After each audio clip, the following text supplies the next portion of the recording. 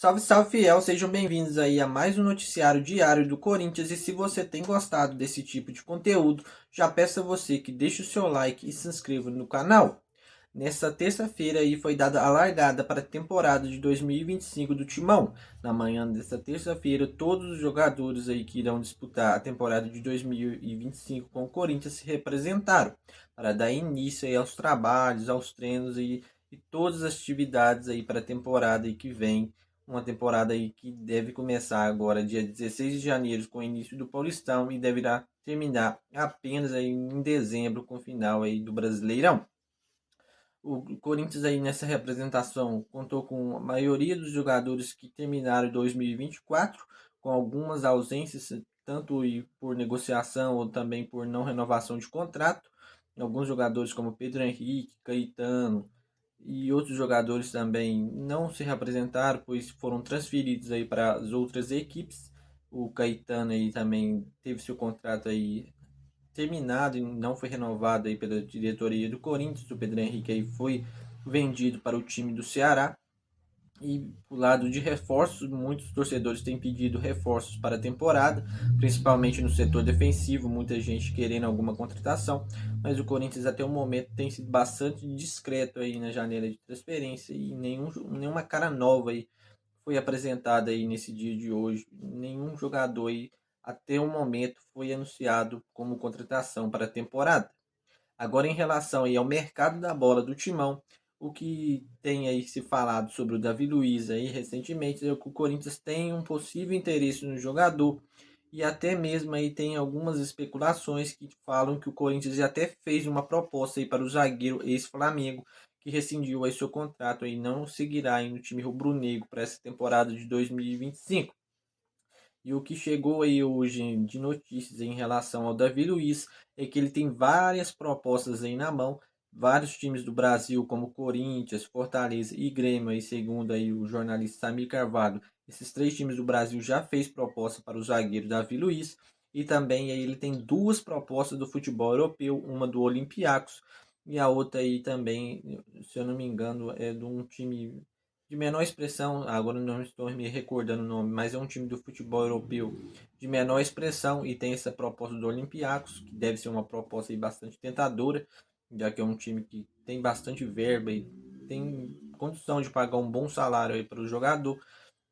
Então esses times aí já fizeram um contato com o Davi Luiz e agora está na mão aí dos zagueiros para definir o seu futuro, se ele permanece no futebol brasileiro e em qual clube, Grêmio, o Corinthians e o Fortaleza aí tem interesse no zagueiro e se ele retorna para o futebol europeu, onde ele brilhou e jogou a maioria da parte da sua carreira.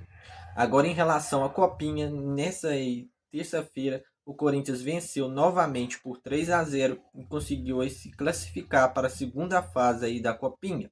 O Corinthians aí derrotou aí novamente por 3-0, outra atuação que, ao meu ver, não empolgou tanto assim os torcedores corintianos, não empolgou tanto assim a fiel torcida.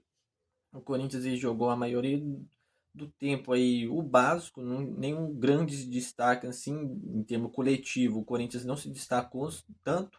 O que vi ali foi jogadores aí querendo se destacar mais para si, não pensando assim no coletivo ao todo, cada um jogando mais para mostrar o seu futebol, o seu talento.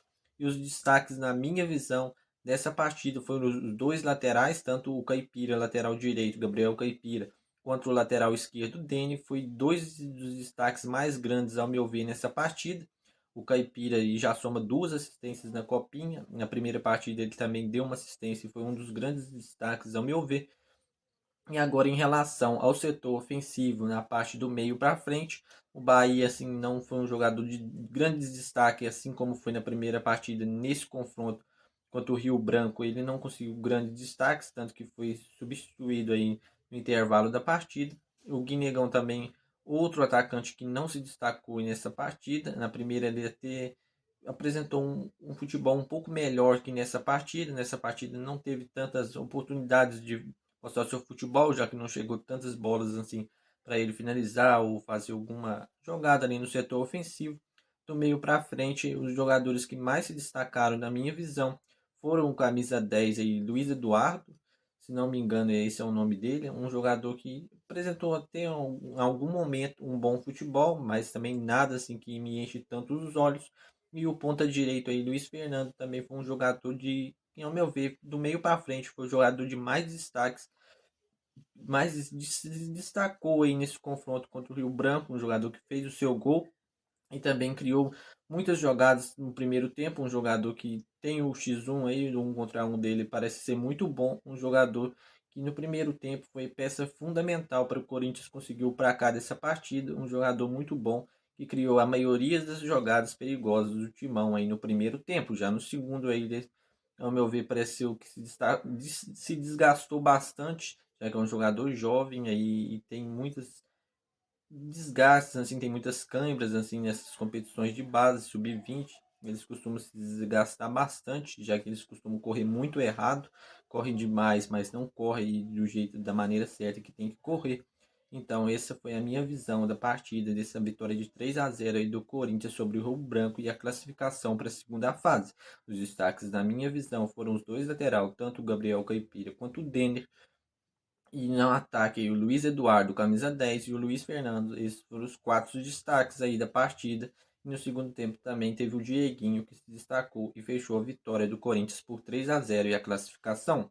Bom, fiel, essas foram as notícias e as informações de hoje. Gostaria de pedir a você que deixe o seu like e se inscreva aqui no nosso canal para não perder nada. Vou ficando por aqui. Valeu, fiel, e até o próximo vídeo.